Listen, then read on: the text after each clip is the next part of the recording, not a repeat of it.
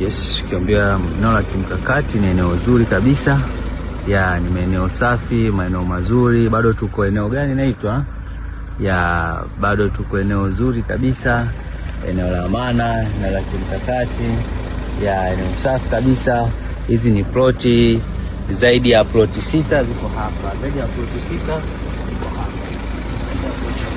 Hapa wateja wetu ni nzuri sana. Angalia na sinagogi yale pale yanajengwa, angalia magorofa yanajengwa, lami ile pale, unaruhusiwa kuishi kifalme.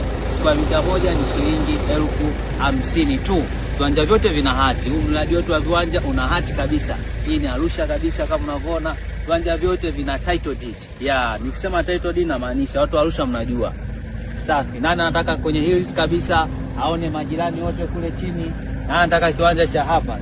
Pigie kwenye simu, unanunua kwa square mita moja shilingi 50,000 tu.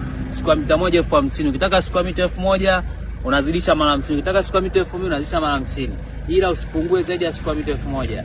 Karibuni sana wateja wetu, ni eneo zuri kabisa, mradi wa maana kabisa. Tunawapenda wateja wetu. Asanteni sana. Gwamaka Construction, tuko Dodoma, tuko Arusha, tuko Mwanza, tuko Dar, tuko Mbeya. Sasa leo tumewaleta Arusha.